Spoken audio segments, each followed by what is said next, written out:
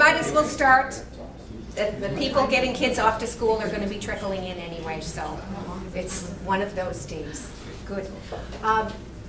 Well, I'm just going to dive right in because I want to have enough time at the end to possibly have a few questions. So this came out of me attending the Canadian Obesity Summit in May of this past year. And of this year, and I told Kathy that I had lots of material to do a CME session. So I got thinking about what do I want to do it on. So I chose the most interesting aspect of that obesity summit, and those were the sessions that dealt with weight bias.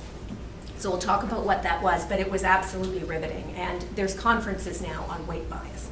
And it's certainly an area that we can immediately address and start to change our behavior, where some of the other things that we need to do are resource-based and are going to be much more difficult to change. So I'm going to run through this, and I have a guest speaker too. So I did take part in a think tank in 2015, made $500. I am spending it on teaching resources, etc. So I don't even remember the name of the company that makes Saxenda or liraglutide, but I have used the drug with really good success in terms of obesity management. I don't think I have any biases. And the objectives basically would be to introduce this concept to you. We're then going to follow that up with a testimonial from our guest speaker. And I'd like to talk about what we can do differently to make a difference now to how we practice every day. And if we have time, we can have some discussion on what are we going to do to address the care gap in the future. So now what I really would like to do today is start us using some new terms and language. And it would be helpful if we changed our terminology and said a person with obesity as opposed to an obese person, simply because obesity is a chronic illness. So we don't say a diabetic person, we're more likely to say a person with diabetes. And well, we might say both, but it's a paradigm shift on how we think about the illness. There is a concept of a healthy obese person as well. And that sometimes is hard to get our head around, but we'll talk a little bit about that. I'd like to broach what we can do to mitigate some of the struggles that people who are struggling with the chronic illness of obesity have to deal with. I hope to dispel the tendency to oversimplify the principles. I would like to encourage all of us to use all of our health professionals in the aspects of the treatment to the max of our capacity. And of course the next step is we have to increase our capacity because we don't have the resources to adequately deal with the problem. And we absolutely need to individualize and customize our approach and treatment to individuals with obesity. So this year, obesity has been recognized as a chronic disease by all medical groups and associations. This slide comes from a report card put together by the Canadian Obesity Network, and it just outlines the fact that neither the federal government nor any of the provincial governments have recognized obesity as a chronic illness. Therefore, it's not funded, okay? It's just not funded. It's clearly a lifestyle risk factor. We know that. Health Canada recognizes that. There aren't any clear directives on treatment. It's a risk factor for many other conditions, and one of which we want to think about is cancer. And few providers of private health care plans recognize it as a chronic disease, and therefore it is often a struggle to get the two medications that we have available covered. In some plans, they can be covered. So I really want us to be aware of our own biases at the end of this session and possibly walk out of here with a few different ideas. Now, I am not going to cover the root causes, the psychosocial factors, the dietary principles, the role of activity, the role of sleep, the complex genetics, the role of the microbiome or the gut bugs, the drugs, of which we have two, which do work and we underutilize, surgery. Every one of these is a separate topic, and there's many people that know way more about each of these topics than I do, and we could tackle each of them if we want to. We'd love to have your feedback. We'd get Nicole Drost to talk about sleep on another session, etc. And we're not going to have time to talk about what's on the horizon, but there is a lot coming down the pipeline. Now, I would like to introduce Joe Weir, and Joe has a lot to say, and we're going to try to keep it to 10 or 15 minutes, and then we're going to continue onward. Hi everyone. Bear with me, I've never spoken in front of a group of people before, but I'm often speaking to individuals and face-to-face really easily, so hopefully this will be a small step. As Doc Mac is what I call her. So, said, my name is Joe. I just want to thank you all for the opportunity to share my story with you today. I guess the best way to start is just tell you a little bit about myself. I was born here on the island, raised in Albany. For you who don't know, that's near Borden. I'm 35 years old, and about the time I hit puberty is when I started to gain weight. I went on summer vacation. I was around 9 or 10. I spent 2 weeks in Alberta, and then 2 weeks in Ontario, and I started to gain weight. So while I was away, I recall I went from about 75 pounds to 100 pounds and grew probably about a foot. Over the years, I've always blamed it on the hormones and the Alberta beef. But looking back, I went from very active lifestyle, very healthy, to doing very little. And every night it was Alberta beef or pizza dinners because my brother's girlfriend worked at a pizza place. So for that first 2 weeks at least, it was pizza pretty much every night. I gained weight right up through high school. And by the time I graduated in 2000, I was in the area of about 380 pounds, sorry. And ironically, you wouldn't know what to look at me, but the best grade I got in high school was in gym class. I got an A. I was pretty surprised by that, actually. So I actually asked the teacher, I was like, why in the world would you give a guy like me like an A in your class? I couldn't do half the things in the class. And what she told me kind of stuck with me till this day. She said, of all the people in the class, you may have the least amount of ability, but you got the most heart and determination. You always give 110% no matter what. And so that's always stuck with me. So I graduated from Three Oaks, the local Three Oaks senior high school here, and went to visit my sister. It was supposed to be a week-long visit, and I ended up staying 7 years. But basically, I decided to stay there. I seemed to have more options, and my sister was going to help me try to work on my health and try to improve things. So over that first year, I actually had some success. I lost about 50 or 70 pounds. She lived on the third floor of an apartment building. I was able to go up the stairs skipping steps, and I could get to the top floor and I wouldn't be out of breath. That was a new thing for me. Shortly after that, after coming home and visiting and returning, I injured my back and I had a bit of whiplash and a fender bender. And then later on, I re-injured my back a couple of different times, just moving and things like that. So that returned me to the upward weight trend. So over the next 10 years, I reached about 600 pounds. And after avoiding doctors for all these years due to the attitudes I experienced, I kind of just got to the point and decided I needed one and was ready for help. I ended up getting a family doctor, but things didn't end up going the way I hoped. It wasn't really a pleasant experience.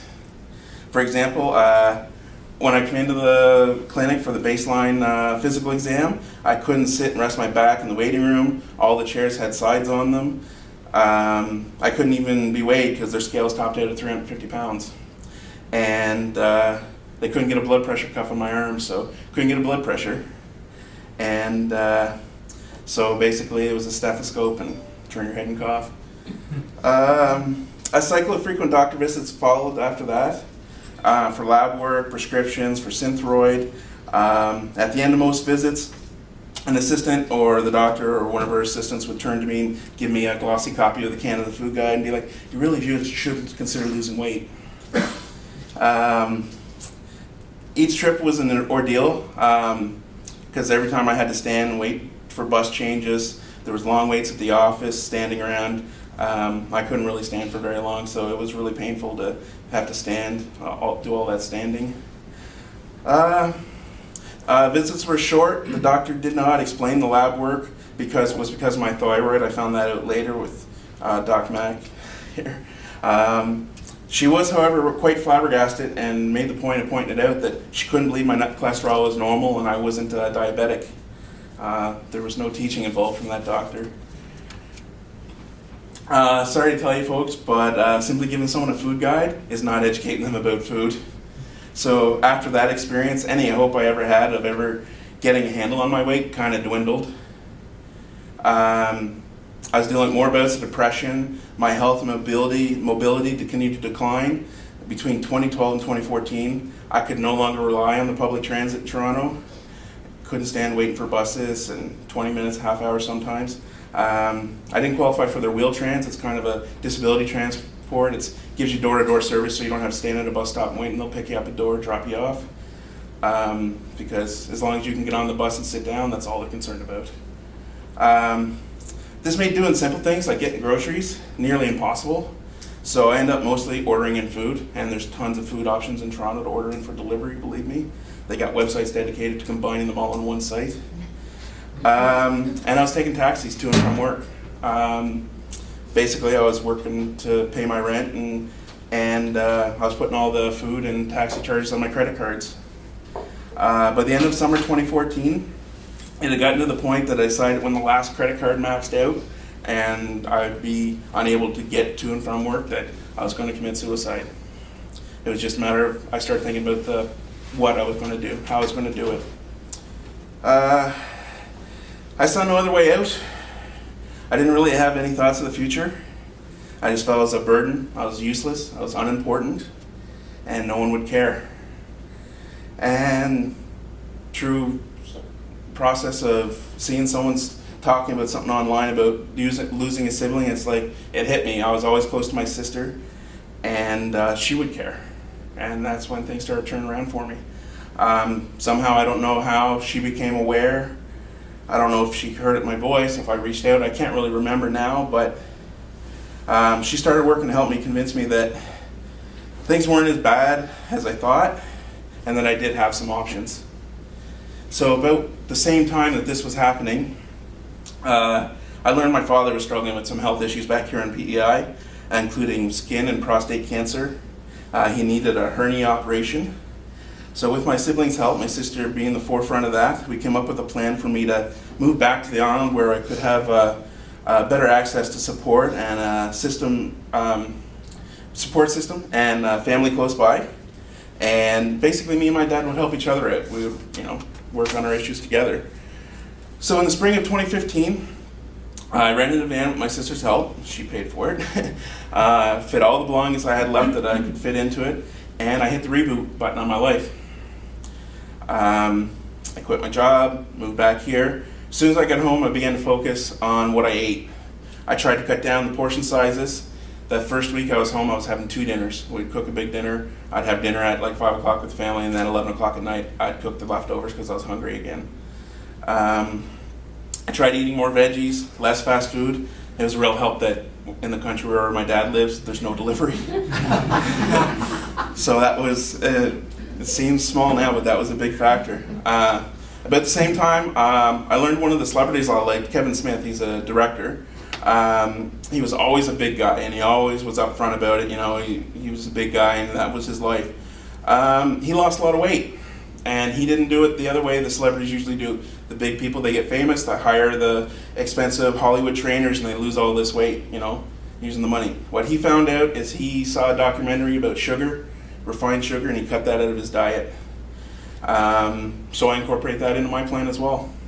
I gave up soda and other sugary drinks. I switched to fruit juice. I was great, orange juice. I'll drink lots of orange juice. And then I found out how much sugar is in orange juice. So now I drink pretty much water, 10 to 15 cups a day, and I flavor it. I just use the little flavor things you put in there.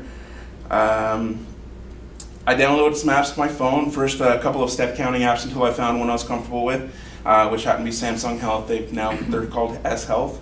I got an app for tracking what I ate to count my calories.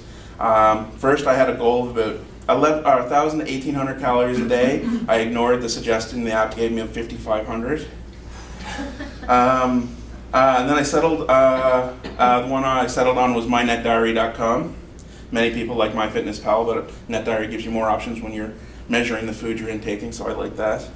And eventually I learned that it was best to keep my calorie goal between 1,500 and 2,200 calories a day, and that's my range at this point, and I keep it at that. To assist in portion control, what I did is I purchased a food scale. I weigh whatever I cook for supper, like meat and potatoes. Eventually, after I realized how few calories are in veggies, I stopped weighing the veggies and just guessed at those, but I keep my potatoes and the meat portion, I weigh that all the time. And I also incorporate walking into my plan. When I first come home, it would be 30 seconds to a minute before I'd have to sit down and take a break. So what my dad did is he had some old benches, and we have a big yard, but in a smaller portion of the yard, he set them at three benches, and then the back to the starting point about 100 paces apart.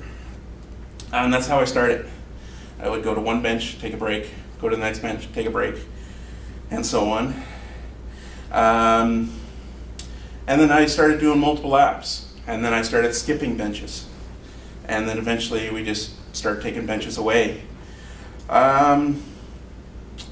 So I had no idea what my weight was when I come home. I'm guessing, but so one day, since I had no idea where to get weighed, we're considering different things like going to a scrapyard thing they weigh the scrap metal on, but actually driving to Summerside one day at Ross's Corner, there's a feed place where they sell animal feed for cattle.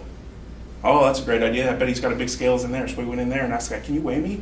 You know, on the thing you weigh the food scales on. So he did. I was 555 pounds. At a recent weigh-in, I was just about 375 pounds. So I figure I lost in excess of 200 pounds in the last 2 years and a bit. I now weigh in regularly here at PCH just down the hall. Whenever I come to the hospital, I weigh in. My dietitian's office or my doctor's office, because they all have digital scales that are very easy to use and very accurate.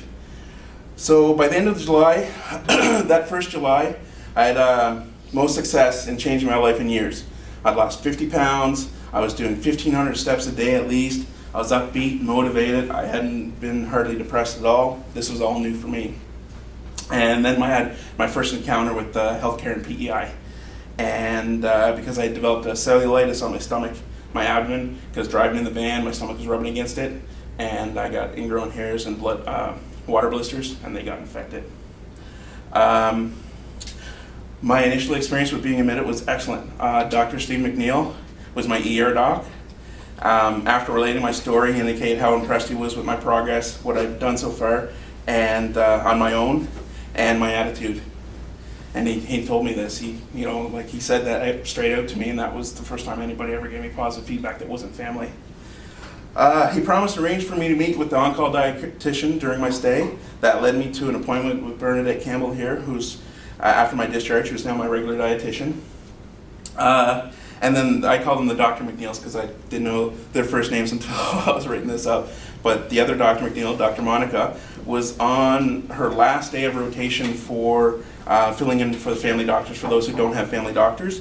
And she helped me out after I related my struggles and success by getting me the information for getting medical EI, because I'd been not denied a claim, but they weren't going to pay me anything EI. So it was basically, you're not denied, you're just not going to get anything. And she also arranged for me to meet with a social worker and evaluate if I needed any other additional care. Let me know what options were out there for other things, avenues, mental health care, things like that. So overall, my first day here at PCH, first time ever in a hospital for admittance, was pretty good. And then the next day, a new doctor took over. My new doctor came in, took one look at me. I was laying in bed, and he proceeded to give me a lecture for felt like 5 minutes. He simply berated me over my weight, using some phrases I vaguely remember, such as, if you don't want to die, you're going to die. You got to do something, you're going to die. And because of my lifestyle, I was prone to these type of infections. And then he would repeat, do you want to die? Do you want to die? And so on. And anytime I managed to start to say something that first encounter, he would cut me off and repeat it like, I don't sugarcoat things. Someone needs to get through to you. As you might imagine, I was completely gutted. And my emotions went into a free fall for the first time in months. However, luckily, I had learned, and I had ways of dealing with it, and I recognized after several hours what was happening, and I was able to pull myself out of it. I wasn't going to let that interaction keep me down, railroad the successes I'd already had, and then I got angry. I got really angry, and I did a rant on Facebook. And after really great love and support from family and friends, I calmed down a little bit, and then he came back the next day, and I let him have it. I said something along the lines of, do you have any idea what you did to me yesterday? You walked in here not knowing one thing about me, and you made a snap judgment, and then proceeded to cut my legs out from under me. He again tried to explain he doesn't sugarcoat things. I didn't let him cut me off. That I was too angry for that. I was like, do you really think 1 minute I ever forget that I'm fat?